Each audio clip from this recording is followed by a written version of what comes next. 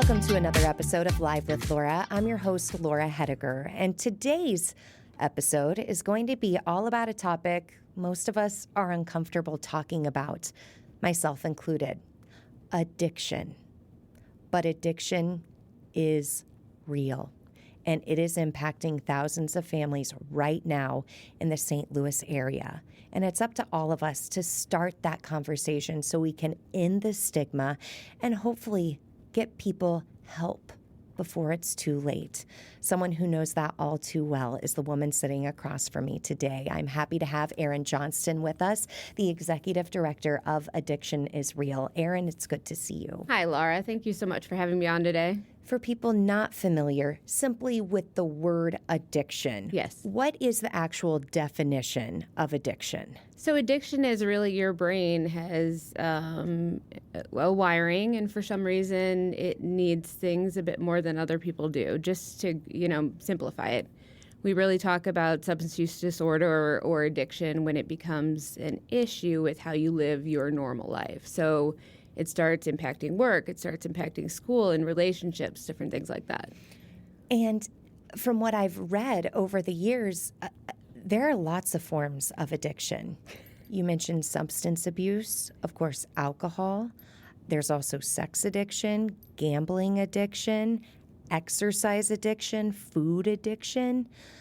So with your organization, Addiction is Real, is it all-encompassing? So we have dealt with almost every single issue. Recently, we've had a couple of our student ambassadors come to us and talk about, they went off to college and sports gambling has become a big problem for them.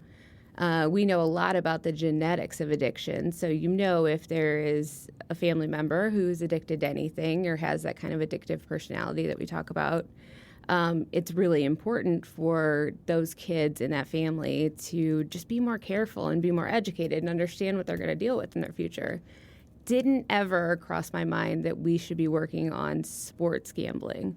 So, it is something we've reached out to a couple of different experts on it, and we're trying to really bring that topic in. But, there's food. I take Ozempic. I can't say no to cake without it. Mm-hmm. I think if we really analyze our lives, a lot of us have something we're addicted to. Mm-hmm. And sometimes addictions can drive us to do things. We joke that some people are workaholics or they're obsessed with hitting that next milestone with the gym. But as you mentioned right out of the gate, it's when it starts impacting your life and those around you too. Yes, absolutely. I can tell you a lot of people I know that work out a bunch. My husband's one of them. I joke that he's obsessed with it, but he's doing something with his body every day that is so healthy. Those are the kind of things we need to make sure we're teaching youth in our community, is there's better ways to replace those behaviors. A big part of that is us as adults are going to have to take responsibility for having those conversations with kids and really being direct with them. And that's exactly what your nonprofit does. Addiction is Real. Yes. Would you please give us the mission of this organization? So our mission is to open up conversations quicker. So a lot of our volunteers, board members, everybody involved with the organization has lost or almost lost a loved one to addiction.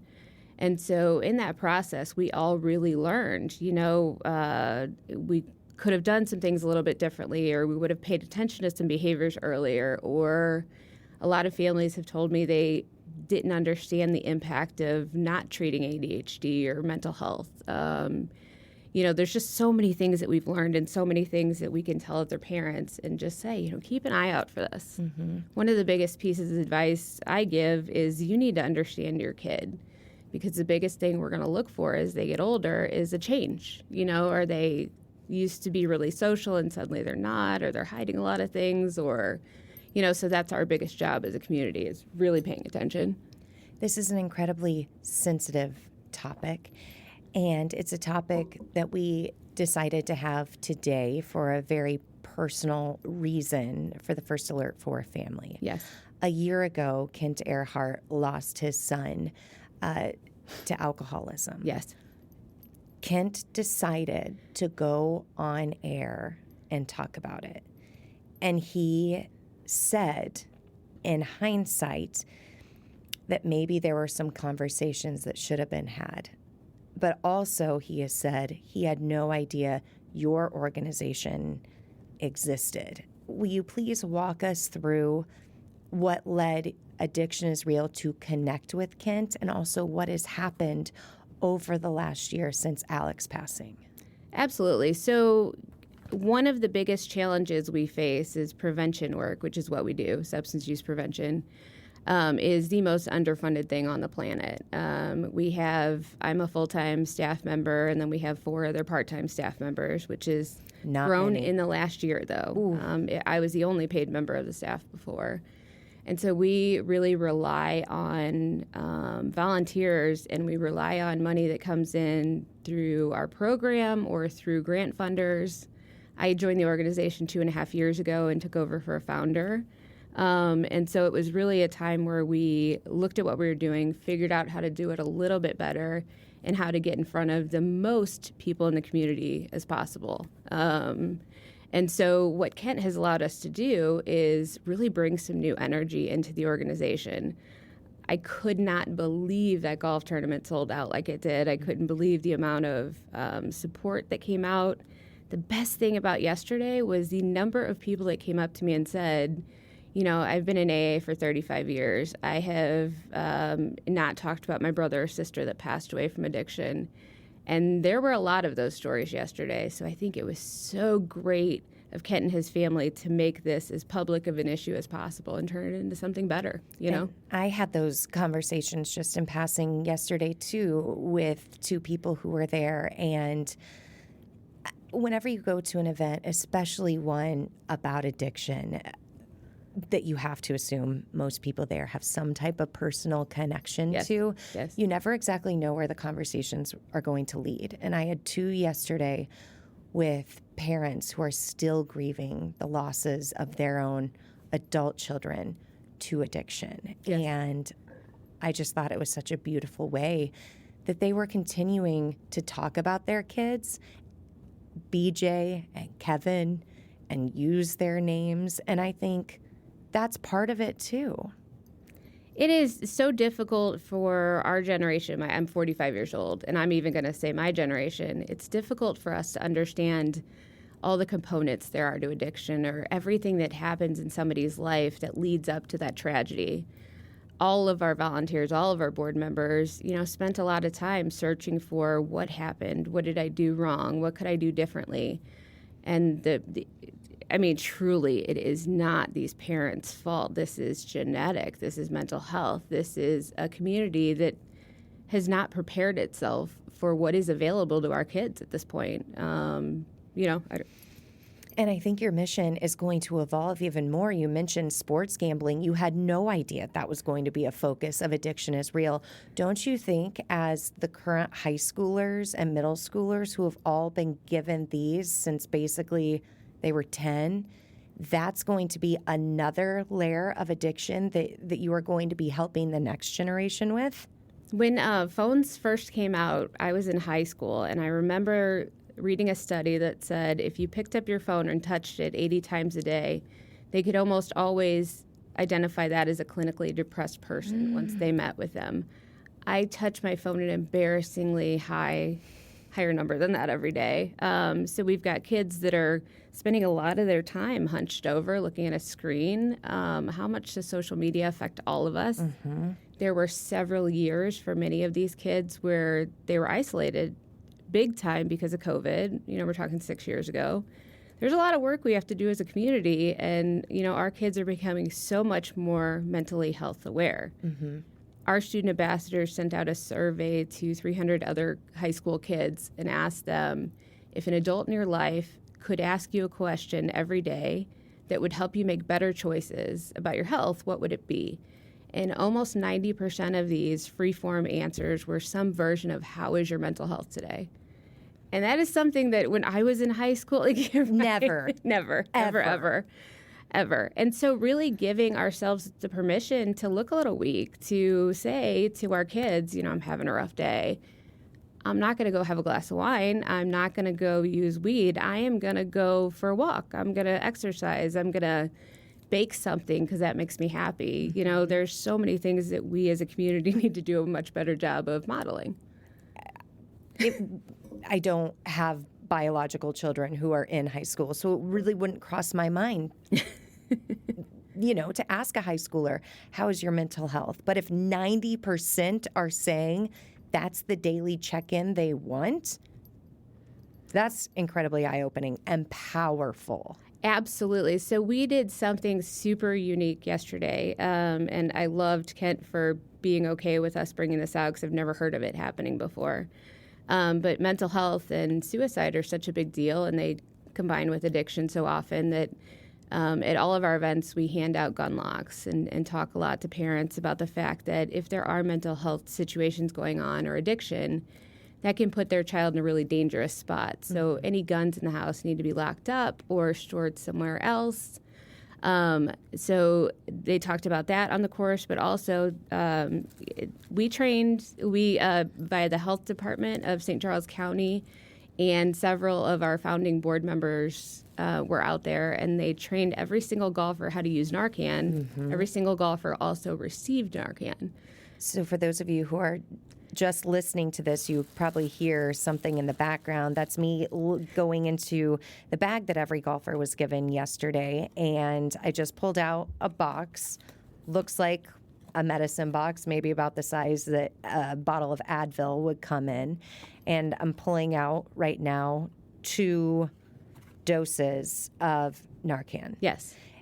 This was amazing on the course yesterday. I think it was hole 15 or 12. 16. It was the hole-in-one hole. Okay. So we were like, you can win $25,000 and you can learn how to use Narcan. So definitely didn't get the hole-in-one, but if I save someone's life, that's even way more powerful. Yes. But if you are watching it right now, you're seeing that I'm holding 2 little squirt bottles. And on the course yesterday, as you have all of these golfers coming together, you could hear a pin drop, as I believe her name was Kylie. Yes, Kylie from the St. Charles County Department of Public Health. Amazing. Yes. Amazing person. Yes.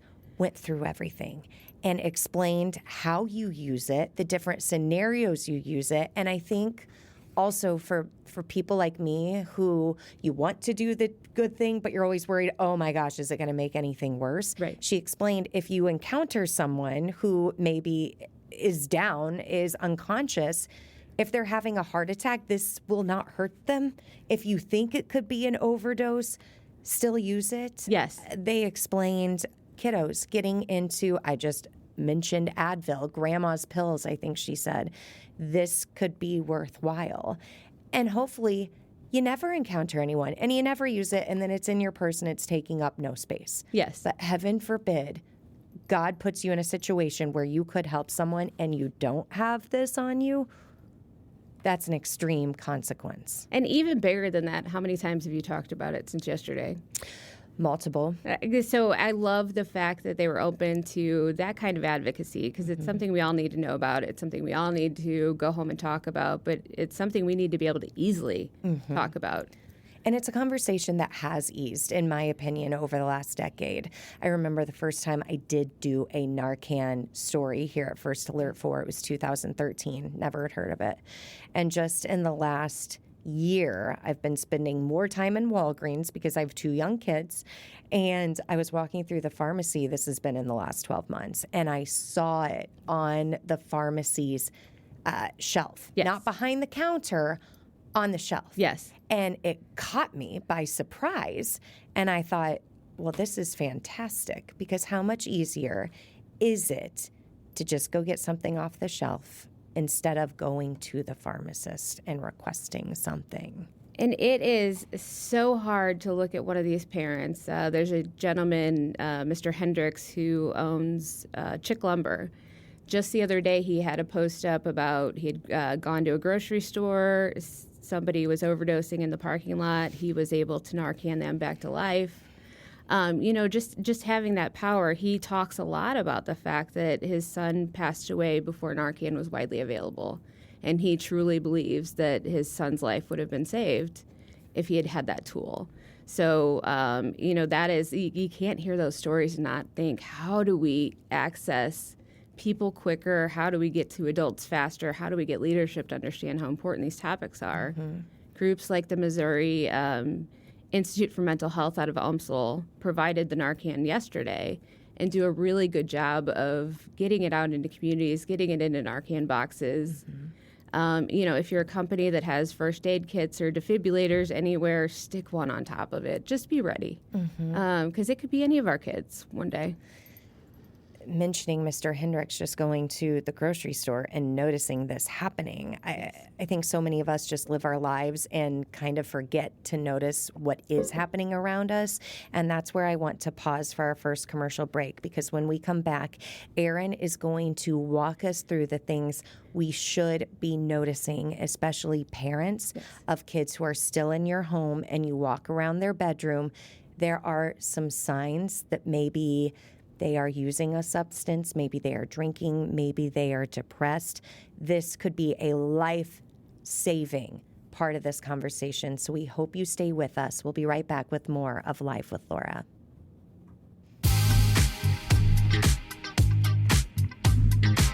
Welcome back to another episode of Live with Laura. I'm your host, Laura Hediger, as I sit across from Erin Johnston, the Executive Director of Addiction is Real.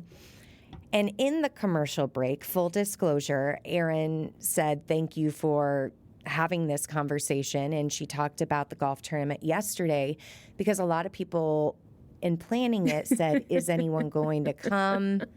Because this is a very heavy topic. Very. I can kill a mood at a party quicker than you. But what is fantastic is watching this go from a field that I entered 6 years ago, and everybody had a totally different attitude about it, to what has come up now. We had on Easter Sunday a church called The Gathering invited one of our moms to share her story. It was telecast all over the place. They had like 9 locations watching. Having a church use the opportunity that they had on Easter Sunday with as many people as they do, and allowing this topic to take center stage, I'm seeing this over and over and over again. 2 of our committee members from yesterday, Debbie and Barry Kahneman, live on Ladue Pine Woods Drive, I believe, and have a big holiday Christmas lights situation. And they've done this for over 30 years. They collect money for our organization and have our logo in their driveway. These are things that I would have said absolutely not. Just 6 years ago. Yes. And so being able to sit down, have this conversation, I'm smiling so big thinking about yesterday and how proud our board members and volunteers were. They've really fought against people not wanting to have this topic discussed at all. And so to see it on mainstream news and see you guys, really embracing it, we appreciate that as an organization. What I've learned as I've gotten older, though, not discussing something does not make it go away. It just makes more people feel even more isolated. Yes. And I'm guessing that's part of the problem with addiction. Yes. As parents, we want to do the best possible job we can. We want to make sure we're on top of everything. We want to provide financially. There are so many things that we're learning live as we raise these kids. Mm-hmm. And I really think that understanding that we have a village and that village is ready to help.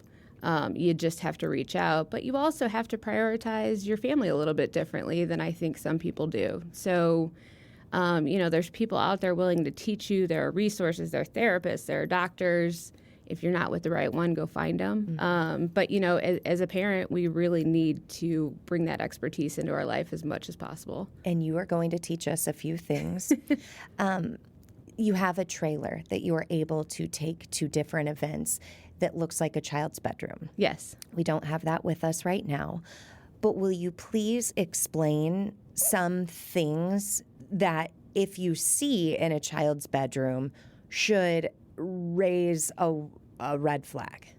So the red flags are, that is what we show, red flags, green flags. So we're showing risk factors. So the different things you're going to look for as you're in your kid's room is, have they been aware of the fact that there's family addiction? One of the things we have in our bedroom is actually a calendar that says they're going to an Al-Anon meeting, which is AA for family members.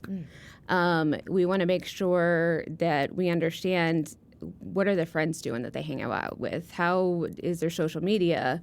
Do you have access to that? Is everything hidden from you very quickly?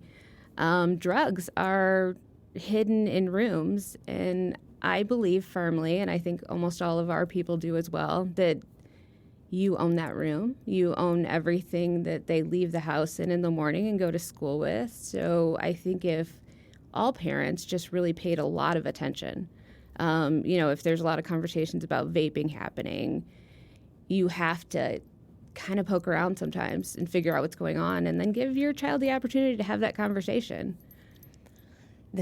I feel so fortunate that I sit here in real time having 2 little ones, and I am learning instead of learning in real time, as you mentioned. I have a few years. What are some other things that parents of teenagers should be cognizant of? So you want to make sure your child will communicate with you. Again, that's something that building that relationship as early as possible is really important. But I know my son Drew, the best conversations we had where I think we were able to be really real with each other was when we were driving or working out together or cooking. If your kid is like that, take away the component where they have to look you directly in the eye and answer the question, but also use the opportunities to say things yourself. But, if in the past your child has been one that is home and in bed by 9 o'clock and then suddenly they're disappearing and not coming home at all, or are being very secretive. I can't say that enough. It's just the openness. We talk a lot about how nothing good grows in the dark. Mm-hmm. So we really want to teach kids that what they're doing, what they're experiencing is worth having a conversation about. So we have moved from just digging in that room for different ways to use drugs and different ways to find drugs. And now we're having a conversation about, what's putting your child at risk, and then what kind of things can you bring into their life. We grew up, I think, with a lot of stranger danger conversations. Mm-hmm. Your child needs to have other adults that they trust. They need to have other people they can identify with if they have an issue and they need to go to somebody. So really figuring that out and giving them those tools and that resources are things we talk about. And I think that's beautiful, because even thinking back to growing up, there were probably a few things I didn't want to talk to my parents about, but if I had an aunt or an uncle that I felt safe with confiding in, that would be huge. And making sure they understand that you have talked to that person too. Mm-hmm. So mine is my sister Maggie. My son adores her like you wouldn't believe, and so he understands if he ever has a problem, he can call her. She's going to answer the phone. She's going to help him, and that's not something they necessarily need to share with me. We're really in a position as a society that we need to raise kids that understand that they can walk through a room full of drugs and alcohol and not touch them, and it is okay. They're still able to have fun. They're still able to be a full person. So is it still peer pressure that has kids making these decisions? So I think peer pressure is part of it for sure. What I want to make sure we touch on is the fact that most kids do not use drugs. So even vaping, we think as a society is like the biggest problem that there is. I think kids in high school in our area, our community, St. Louis, St. Charles, report that 25% of them have tried a vape. But we're talking exploring, experimenting, which is a natural part of a kid's life. So that's got to happen.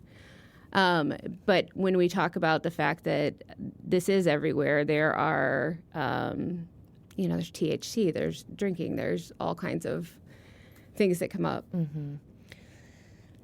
A little bit about me. I went to a very small high school that had an incredibly ironclad athletic policy. And it was the by association clause, yes, which I fought. I fought really hard because I wanted to go to the parties, knowing full well I had no intention of drinking, but I wanted to be there.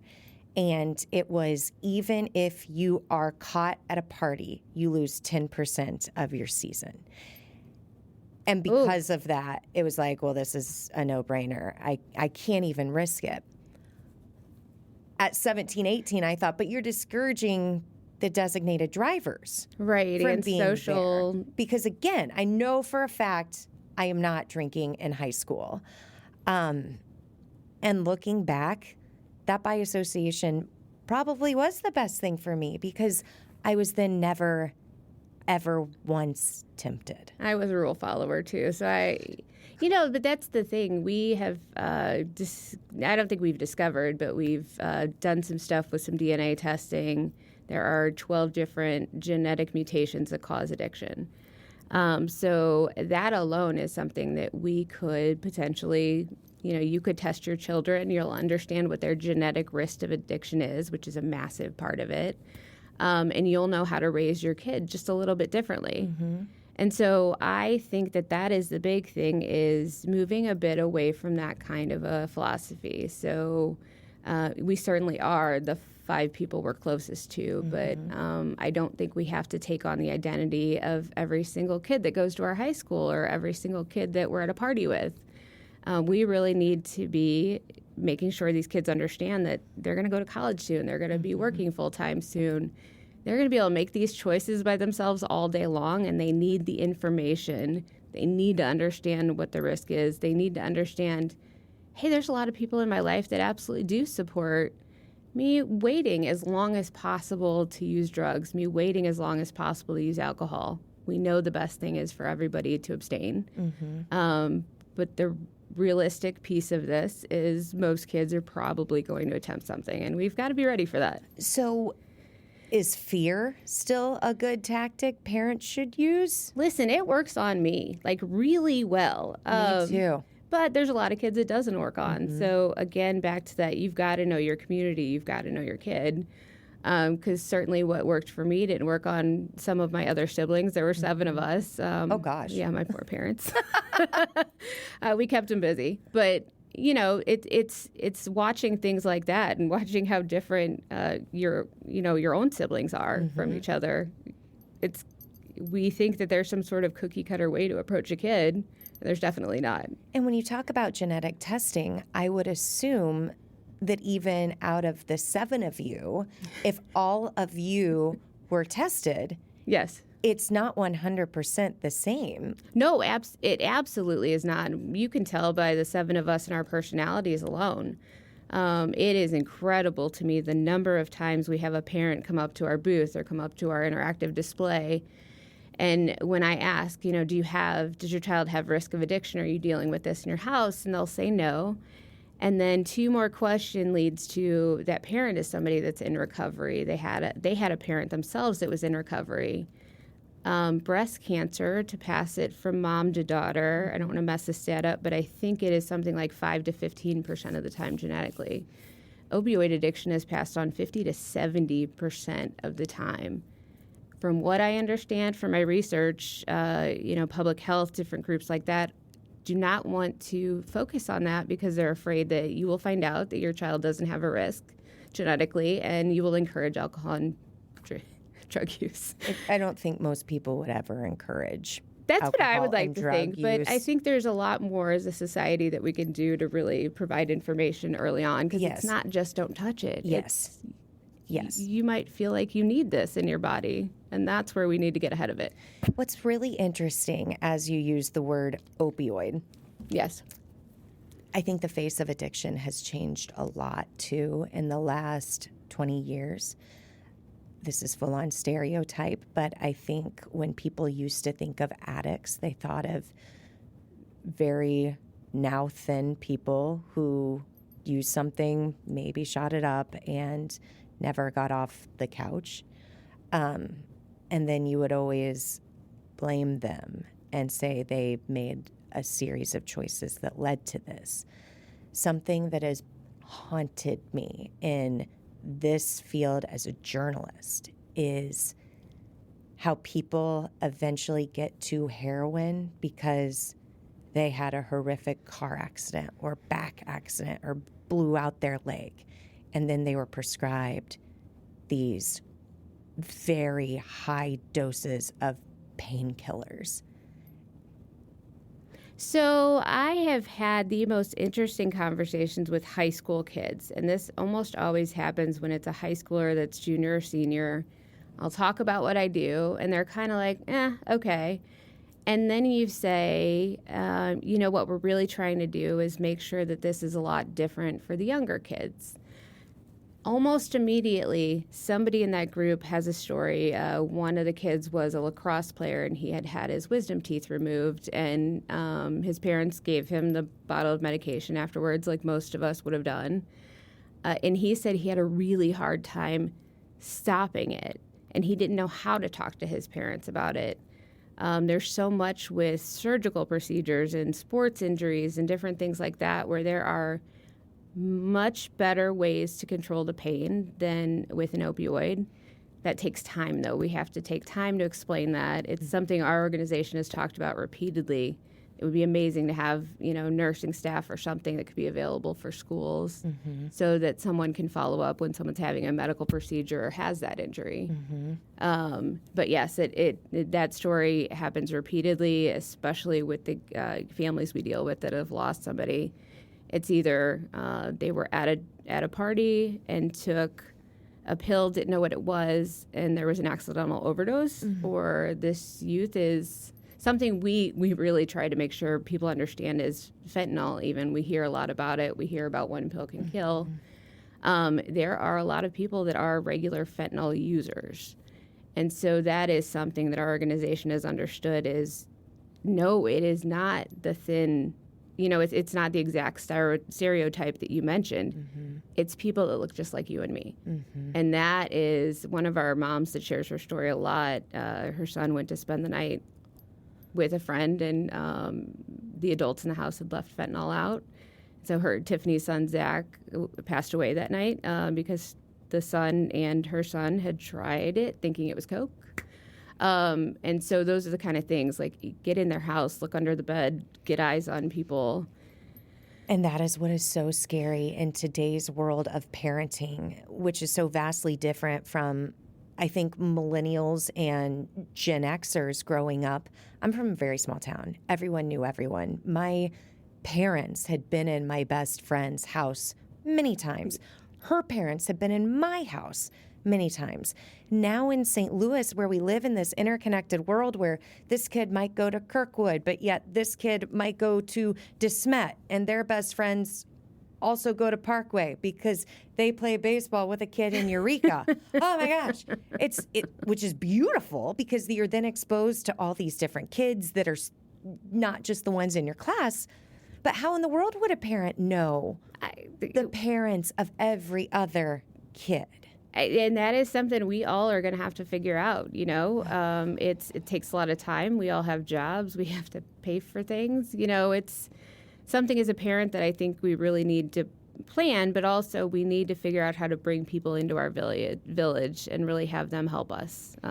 We all need it. Kids are all different, and they need a lot of different skills, but they also need a lot of very strong adults in their life. So if you're somebody that cares about a youth, get yourself up to speed on this topic. We have a great toolkit book on our website that's free to download, and it really goes through how to talk to kids about drugs at any age, starting in preschool. And Addiction is Real is located in St. Louis, but people from all over the country have downloaded that book you just referenced. Yeah, it was downloaded something like 156,000 times last year. There are several area governments in different states that actually give it as the resource. One of our incoming board members, Aaron Kahneman, is actually editing it right now, so we're adding in some of those topics that we've talked about, but always available for you on our website for download. And what is the website? It is addictionisreal.org. And you can check that out right now because we are going to take our next 2-minute break. When we come back, more with Aaron from Addiction is Real. This has been an eye-opening conversation for me, one that you've seen my eyes. I have almost gotten incredibly upset by some of the stories that you have told. Yes. And hopefully this conversation and the Narcan you handed out yesterday and you'll continue to hand out will stop another story from potentially unfolding the way some of these have. I'm bringing you all along with me on this whole fight, so thank God you are. Really appreciate it. We'll be right back with more of Live with Laura.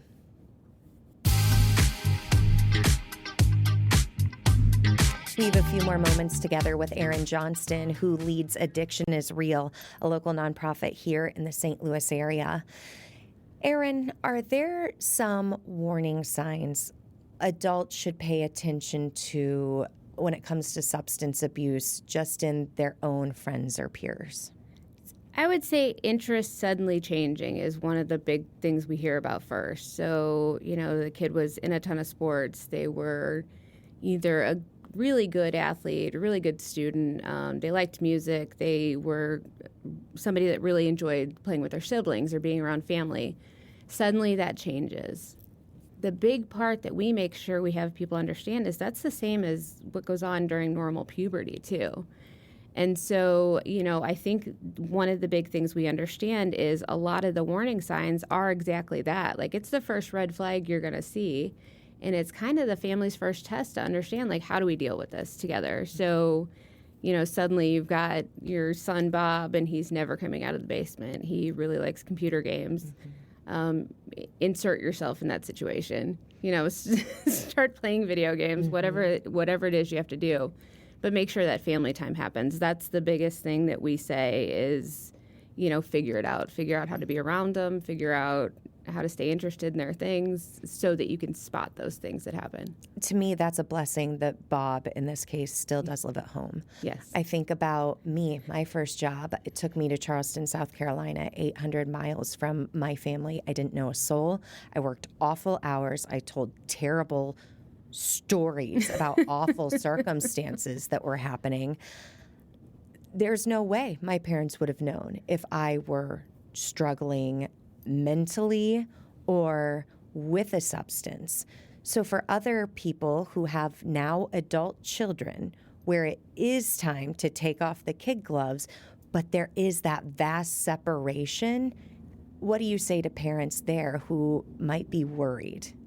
So the best advice I could give, because people come for advice all the time. There was a gentleman that thought his son was heavily into drugs, and it turns out he had a thyroid issue. There's a lot of things as your kids get older and you're not living with them anymore, you're not going to see what happens. My approach as a mom has just been to try and figure out how to keep them as close as possible. I got advice from somebody one time that was, once they move out, your job is to put the welcome mat out and shut your mouth. So there is a piece of that we have to take responsibility for as parents, is figuring out how to stay close and present. Once that kid moves out of your house, you needed to have a pretty strong base for them to be able to interact with you and know that you care and go to you, I think that if that's not the case, if it's not something you can build with your child, it's going to be our job then to find an adult that they can build that relationship with. Some people just don't mesh. It's not going to work. It's never going to happen. A parent and a child aren't going to be able to figure out how to communicate with each other. Bring in a resource. Figure it out. Just show up. There's a lot that can be done by just being there. I know you say figure it out, and I get that. But with these type of conversations, if there is someone who is questioning whether their adult child or their adult child questioning their own parent or spouse or sibling might be struggling with a substance or alcohol, that person has gone through the conversation 8,000 times in their head. Yes. Before they even bring it up. Yes. What is the encouragement to bring it up? The encouragement to me would be, we talked a little bit about what can a family do if alcoholism, different things like that. A big piece of advice a lot of our parents give is just don't have the substances at home. So make that person feel as welcome as possible in that environment. If you have a family member that has made this huge step of saying, I don't need alcohol anymore, I'm going to be pretty public about it, or all the other things that can come up. Be supportive, create a safe environment, do the same thing for your kids. There does come a point where that person is responsible for their entire life, and there is a point that most parents have to say, you're making decisions, you're an adult, but just figure out how to remain the safe place that they can land, unless it becomes really unhealthy, and then it's time for your child to seek out help themselves. And is that something you suggest? We used to watch the show Intervention, I think, on A&E, and you kind of smile as I bring that up. When is it time for that type of approach where it's everyone in the same room?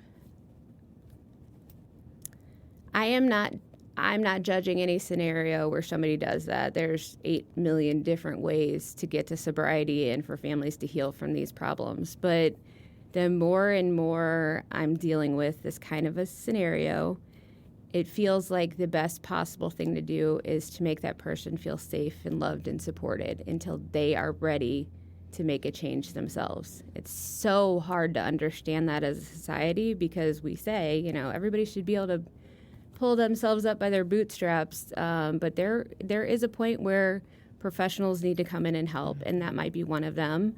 I used to watch intervention, and it was so hard to understand how that was a productive approach.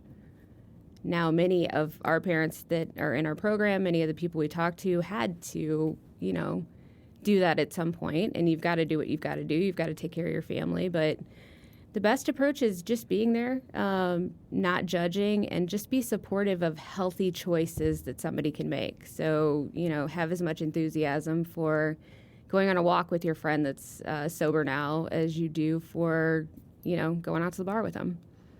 I'm glad you mentioned that too, because in today's world, so much of our social structure is built around alcohol, for sure. Yes. What advice do you have for people to take that out?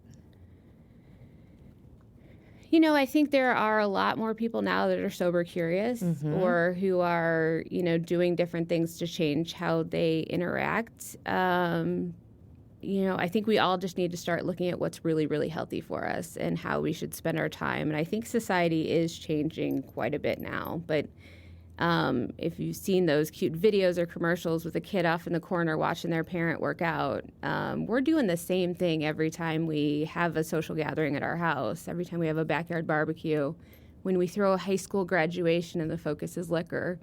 I think that we can just look at situations and say, how can I adjust this a little bit so that I'm modeling that celebrating your graduation from high school isn't about all of our adult friends being drunk. I think I'm not judging. That's definitely how all of us grew up, but I think we just need to think about it a little bit differently and create the environment so they can make those kind of choices and make them with confidence. You've been in your role for 3+ years. Addiction is Real has been around for 10 years. Yes. What is the hope that you have in growing not only this organization, but more importantly, this organization's reach? We have a backlog of people that would like us to serve them across Missouri, Kansas, and Illinois. I will say in the last 2.5 years, our model has been that I am at every event, or, we have volunteers that are amazing, but what we do is so physically strenuous. We need help. And as soon as we get to the point where we could hire a couple of other individuals to be speakers across the state, I think that's going to help us grow. But I think we just really need every man on deck, anybody that's out there that is, has a skill that they could help us with, a resource they can help us with, a foundation we can apply to. That is really what we're focused on right now is let's figure out how we can grow this. And let's figure out how to be there and be a resource so families like Kent's are not surprised when something happens, so that they had the resource, they feel confident that they did everything they could to deal with it. And I can't say how much I applaud Kent and his family. The strength he has right. shown over the last year has been remarkable and humbling and inspiring, and I very much wish he didn't have to show any of those things. I very much wish Alec was still here. And I was blown away by how Janice, Kent, April, Austin. What a beautiful family. Oh my gosh. Took in every moment of yesterday. It took me back to Alec's celebration of life. And even April said it, that Alec was so much more than alcoholism. And I hope as we continue talking about different individuals who are struggling with substance abuse or gambling addiction, that we remember they're people way ahead of whatever battle they're fighting. And that is something I think everybody gets to the point where they realize they're just identifying their loved one as this piece, and there were 987 million other beautiful pieces. So that's the other advice. If there's a family member or friend that's distant to you that is dealing with it, love them for why you love them. Mm-hmm. Don't completely cut off that relationship unless that's a boundary you have to draw as a person. I've learned a lot today. I have a feeling our viewers and our listeners have too. One more time, addictionisreal.org. Yes. And if you have a few extra dollars in your pocket, if you make a donation to them, that money is going to help people right here in our community. Yes, and it's very needed, so thank you. And I can't thank your whole team enough for taking this on and really helping celebrate yesterday. It was a celebration, and we hope that there are many other celebrations. Even Kent was talking about someone that he met on the golf course, and eventually this person said, well, I'm an addict. And again, you never know where a conversation is going to lead, and it sounds like they had a beautiful moment. And I'm glad that Kent didn't shy away from that conversation. I'm glad I didn't shy away from the conversations of the loved ones I had with other people yesterday, where they said their loved one's name. I think sometimes when people die as a society, we are uncomfortable with the uncomfortable and we stop using their name. And that is the number one reason everybody volunteers or works with us, is because they want to figure out how to honor their loved one's memory. And they get to be around a lot of other people that are in the same position and understand that, really unique pain that they're going through. So it's something that's sad about what we do, but it's something that people like Kent stepping in is really going to empower more individuals to be public, or more individuals to, be there for friends. Thank you for being here today. Thank you so much. And friends at home, thank you. This was a hard topic, but I think it's going to open a lot of doors and a lot of eyes. I really encourage you to share this episode. Addiction is something that so many people battle in silence, and those around them really have no idea what's going on. Or you might have a coworker who has a family member who is battling something. Just lead with compassion and kindness, and that goes a long way. Until next time, friends, thank you for listening, thank you for learning, and thank you for being live with Laura.